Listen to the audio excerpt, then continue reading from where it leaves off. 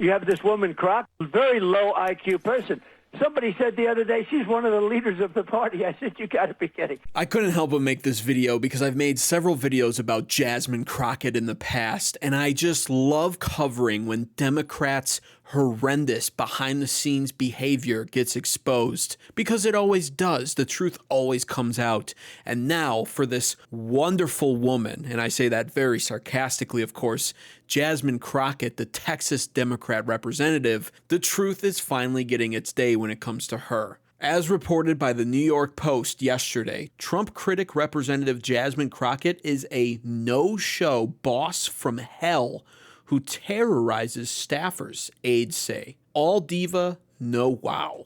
According to this article, Representative Jasmine Crockett has positioned herself as an unfiltered critic of President Trump, earning regular TV appearances and an enthusiastic online following. And going back to that clip I started off this video with, this was her response to President Donald Trump calling her a low IQ person. Let's see just what kind of a critic of President Donald Trump she actually is. What is your reaction to what the president said about you? Listen, he has nothing of substance to contribute when it comes to critiquing me. There's a lot that I talk about. For instance, we've just had an entire conversation about gerrymandering and redistricting and why it's bad.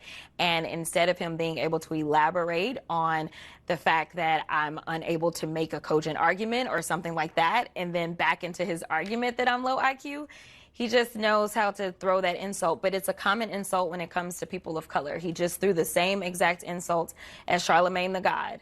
And so I want people to see him and understand who he is. This is a person that has a problem with people of color.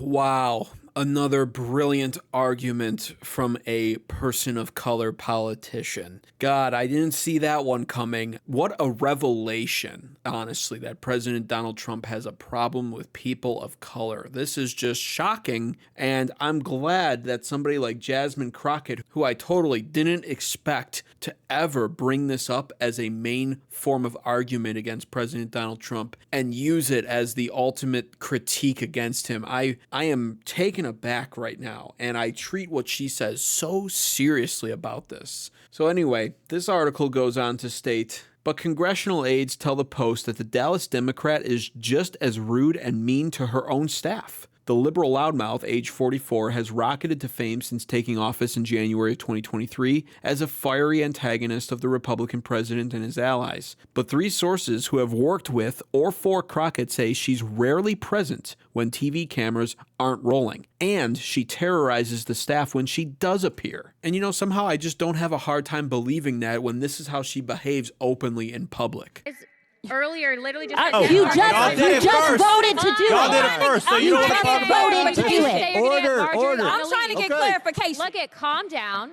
Calm down. No, because this I is would what like y'all to get do. through proceedings. So I'm trying to get Miss clarification. Crockett, you're not recognized. Miss Crockett. I can't hear you with your yelling. You don't want calm me down. To be, Can you please calm down? Don't tell me to calm down. Calm down. Because y'all talk noise down. and then you You're can't out of take control. Because if I Chairman, come and talk shit about her, y'all gonna have a problem. Wow, what a stunning display from Texas Democrat Jasmine Crockett. I am sure every woman who lives in America is just absolutely inspired by what they saw there. So yes, it's absolutely not too hard to believe that she terrorizes her staff and is a boss from hell and a nightmare to work with. Not only does she terrorize the staff, but according to her aides who are now speaking out against her, Crockett is not often found at her government-provided suite in the Longworth House office building, with one insider saying she prefers to work from her nearby luxury apartment building, sometimes for weeks on end, without bothering to show up to work. She is laying around her apartment, won't come into office, and is really just indifferent to staff and will scream at them, the former aide said. She is never in the office and is very disengaged. She does her BS that goes viral and then freaks out over the most random things. And once again, when you just have so much video evidence of her atrocious ghetto behavior online, none of this is hard to believe. Like that time she assaulted a Laura Loomer reporter. Hello, Congresswoman.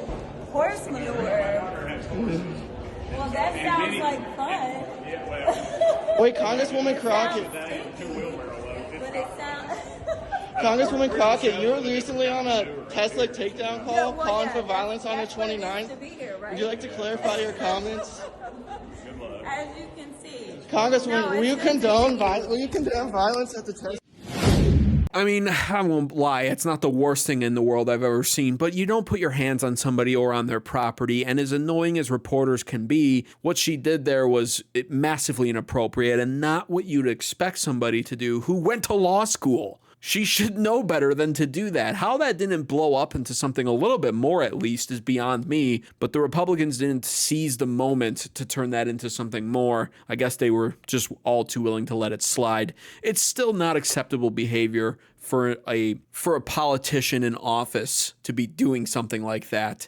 And at the end of the day, it just points back to her character. She is a vile, disgusting woman, and we all know it. And now her behavior is just catching up to her in spectacular fashion because it's not just one aide who's speaking out against her. There's apparently a growing line of former aides willing to speak out against her because according to this New York Post article, a second source close to Crockett's team added that it is widely known that she's not nice to staff and is just not really a dedicated member focused on constituents. She is focused almost exclusively on being an influencer, not a member of Congress. And I think that's just all too true. Her behavior lines up with that. It's this weird narcissistic kind of behavior where it's like all about her. She wants it to be all about her. She wants to be recognized as a boss babe. She wants to be recognized as a tough Democrat existing in Texas, grinding upwards in an uphill battle against the big bad Republicans of her red state. And she puts on shows like this. I mean, what was the point of this video right here I'm about to play? I'll probably have to mute the music for copyright. Oh no! It's a cultural divide. I'm gonna get it on the flow. You really about to do it? 40 acres in the mule. This is bigger than the music. You really about to do it? Yeah, they tried to rig the game, but you can't fake influence. They get on it like that. Hey, I'm tripping, I'm sliding, I'm riding through the back like fuck. Deep bird in rap. And I'm breathe. Like these. What's up? You know, in my previous videos I've made where I've talked about the gerrymandering and the Texas House Republicans doing a great thing by seeking to redistrict the state of Texas, videos like that reinforce my passion. And they reinforce the idea of why it is such a great thing that Texas is seeking to redistrict their state and remove 4 or 5 Texan House Democrats and replacing them with GOP ones because she needs to go. And hopefully, I think she's out of District 13 in Texas. Hopefully her district is one of the ones, from what I've read online, it probably will be, where she'll be eligible to be replaced because that is just so trashy looking. That is not what I want out of a politician, and it's embarrassing. I have secondhand embarrassment watching something like that. That video literally serves no purpose. It doesn't benefit her constituents. I don't know why she made it. But according to her former aides, when you read on in this story, her behavior continues to get more and more shocking and quite honestly appalling. When Crockett does show up for work on Capitol Hill, often to attend a committee hearing where she deploys a made-for-social media attack on Trump, she prefers to have a staff member drive her the short distance to her office in a rented car rather than the staffer's own, a cheaper option commonly used by lawmakers. By the way, her office is like 2 blocks away. She could actually walk to work, or she could drive herself, but she prefers to have a staffer drive her. The staffer is expected to stand outside the vehicle, which has to be a Cadillac Escalade or a similar upscale make, and open the door for her. You're technically allowed to do this, but it's wildly inefficient. Instead of using the scheduler's car, a much cheaper option, she rents a car every week in DC, one source said. She expects her staff to drive her around while she's in the back seat, they added, calling it a power play akin to treating the staffer like an Uber driver. And you know, I actually did a little bit of digging and found footage of this behavior on display. This was her actually being confronted by that news reporter that she had assaulted, a Laura Loomer reporter, who was then questioning her and asking her if she wanted to apologize to him for assaulting him. And she quickly makes her exit, and you can see there is in fact a black Escalade waiting for her, and a staff member does open the door for her like a servant. With taxpayer-funded private security, when you're the one who hit me first. Would you like to apologize for your actions, Congresswoman? By the way, she should absolutely apologize, but she won't because she's ghetto trash.